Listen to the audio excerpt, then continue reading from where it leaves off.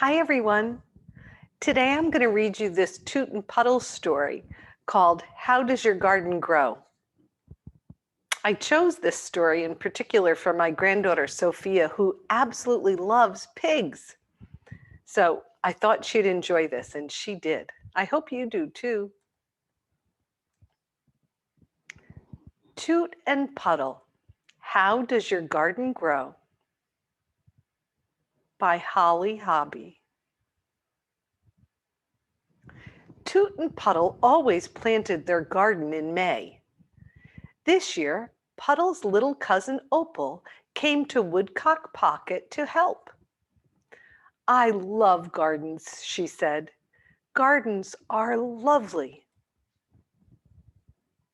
They planted loads of lettuce. Toot planted spinach, squash, carrots, and peppers. Puddle planted beans and beets, plus pumpkins and popcorn? Last of all, Opal planted sunflowers and morning glories and crazy colored zinnias.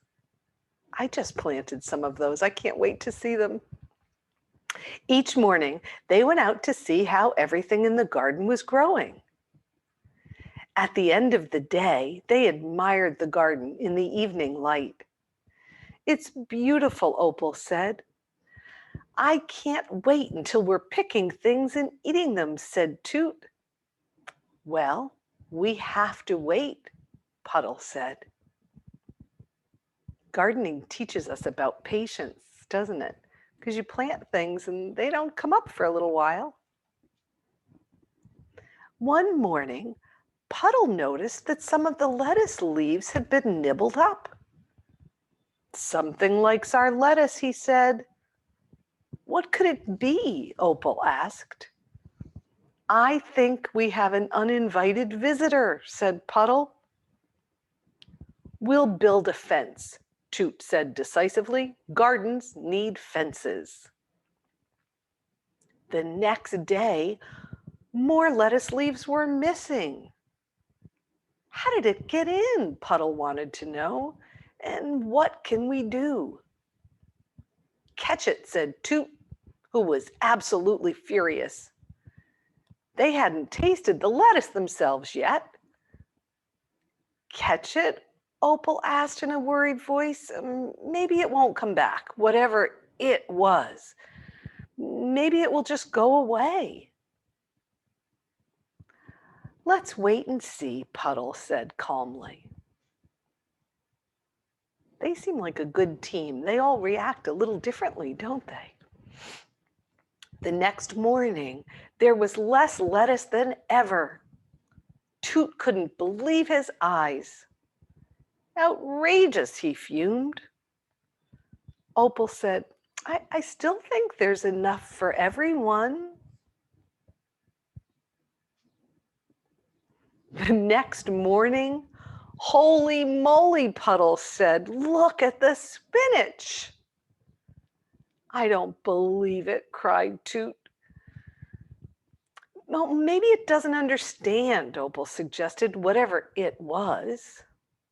They still don't know who's sneaking in and taking their lettuce, do they? "Maybe it thinks eating things from our garden is okay." So Puddle nailed a sign to the garden gate. "Private garden. Please don't eat everything." Maybe that'll work. What do you guys think? Puddle couldn't sleep all night, thinking about the creature in the garden. And Opal dreamed about who the creature might be. I think Opal was a little frightened about the creature. Do you guys? The next morning, almost all the bright green leaves of the spinach were gone. Toot said, "I'm going to stay up all night and catch whoever is devouring our garden." "Well, you can't do it alone," said Puddle. The night was cool and bright. The three gardeners waited and watched for hours. At last, "I think I see something coming," Toot whispered. "Where?" "There," Toot said, "from the woods." "Oh no," Opal shivered and she muttered, "No, no, no." "It's coming," Puddle said, "whatever it was."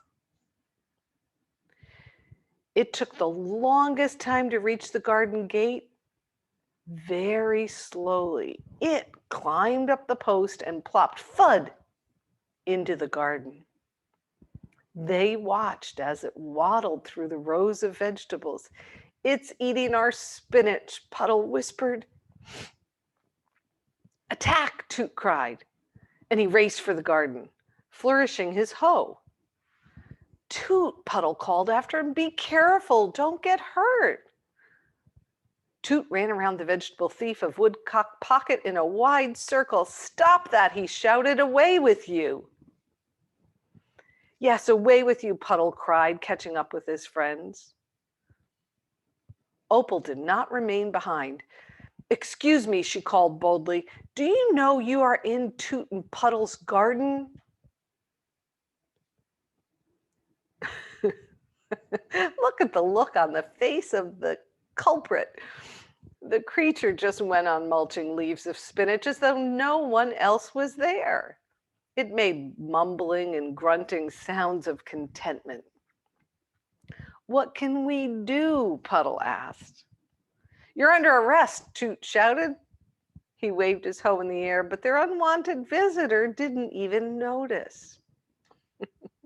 He was too busy eating the spinach. As dawn was breaking, the bulky, prickly intruder moseyed out of the garden, ambled across the yard, and disappeared into the woods. "Well, the fence won't keep him out," Puddle said. "I don't think we can scare him away either," Toot admitted. Opal was looking toward the dark woods. "I don't think he understands about gardens," she said. For the next few days, the garden was not disturbed. Nothing came to eat the new green leaves of the carrots or the beets or the beans. "I think it only likes lettuce and spinach," Opal said. "Well, maybe you're right," said Puddle. All week long, everything in the garden went on growing and blooming quite nicely. But Opal had a feeling about the garden that wouldn't go away. And one evening at dinner, she piped up. "The garden is lovely," she said, "but it isn't as exciting as it used to be." "I know what you mean," Puddle said. It really isn't," Toot agreed. So the following morning, they planted another row of spinach right where the first row had been. And Puddle made a new sign with Opal's help, and they hung it on the garden gate. "Free spinach. Help yourself." And look who's coming. Oh, I love that story. I hope you guys did too. So it taught us some lessons about friendship and teamwork and sharing. All good lessons.